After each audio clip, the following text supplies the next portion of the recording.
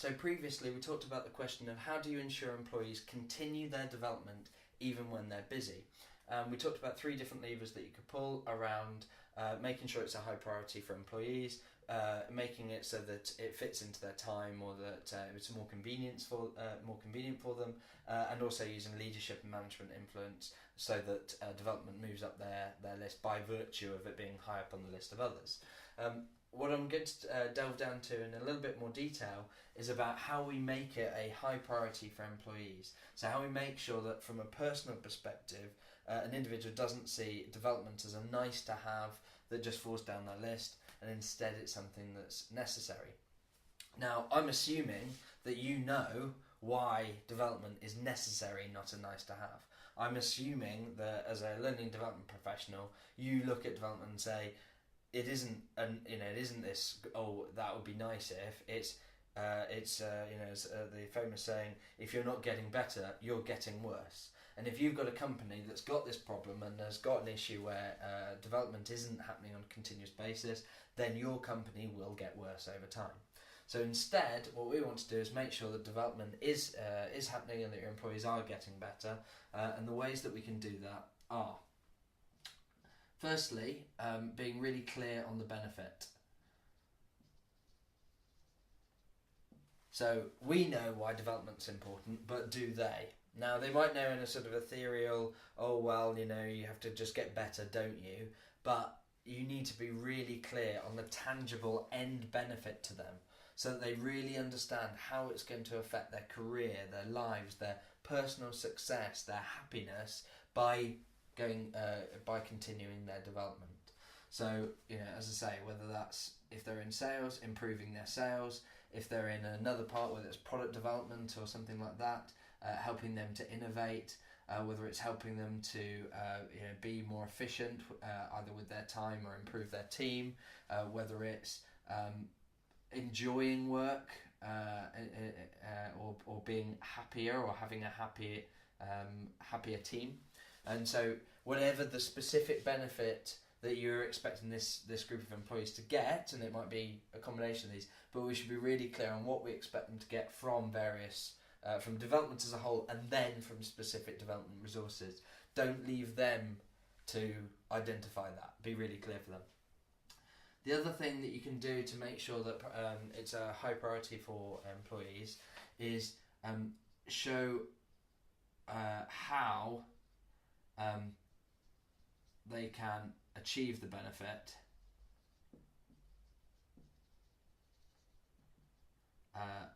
through development. So it might be that you say that, okay, well, these development resources, this sales program, or just generally as a salesperson, you should be developing to improve your sales. But then you need to be really clear about how they can achieve it through development, so that they can see a direct line of sight between I attend a course or I watch this series of videos or whatever, and as a result, I'm going to get some specific outcomes. Now, to do this, there's lots of different ways. One way is to just explain it. And that's one of the most common ways that's done in some of the advertising things. And that's okay, but it's a little bit like watching an advert on a toothpaste, and the head of the toothpaste company tells you that it'll whiten your teeth because it's got whiteners in it. Now, that's quite effective because you understand, okay, yeah, I can see the cause and effect there, but it's far more effective if you see social proof. So if you see other people who have used, in the toothpaste example, used the toothpaste and have got white teeth, then you believe that you can get the benefit through that product. And so the same goes for your development resources. You need to be really clear that if you're saying you're going to double your sales if you come to this course, don't leave them to work out why and guess whether that's even possible. Show them how your course has helped specific people to double their sales. Now, if you can't make a big claim like that, or maybe let's say it's the first version of this course you've offered, you can at least use social proof of the people providing the content, or even where the content is coming from.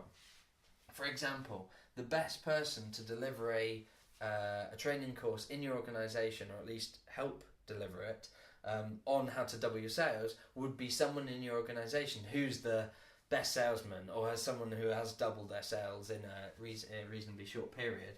And then at least, even if your course hasn't done that to them and hasn't done it to anyone else yet, you can at least point out that someone who has had that experience is inputting into the course or is even leading the course, and that's ideal. And that would provide social proof. Even if you can't do that, and you as a trainer, or one of your colleagues is delivering the course and they haven't personally doubled sales, as long as you can then provide social proof for why the concepts that you're teaching have helped others to double sales. So it might be that you say, here's what the best salespeople in the world do, and when we say best salespeople, this is what we mean, and they all do these principles. That's another strong way of doing social proof. Not as strong as being able to prove that your course has done it, and if you haven't got that, then using people in your company who have got the experience, even better. But if you haven't got any of that, then making sure that you link the content back to people who have had success and had the benefits. So that's enough on that one. How else can we raise it up the priorities? So we're clear on the benefit. We've shown how they can achieve the benefit through their development. If we want it high up on the priority list, think about what becomes a priority for you. Generally, something that's going to have a big impact, sure. Something that has had a big impact on others is like to move up even higher. But also something that is either time sensitive, or that there's a sense of urgency, or maybe it's just scarce.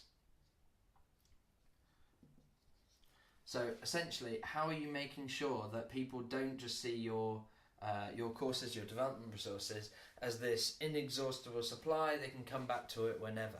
How are you making sure that they see this as a priority? Because I bet that most things on your priority list are things that are urgent, things that have a time that they have to be done by. And the problem is that with a lot of development resources is if you make it crazy convenient to just say, oh, whenever you want, they can deprioritize it. They can put it off. They can put it at the back of the list. You can help them. It might not feel like it, but you can help them by making resources less available and give them times when they have to have done things by.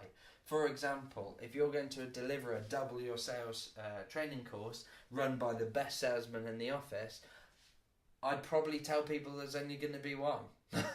Or that it's a possibility that there's only ever going to be one.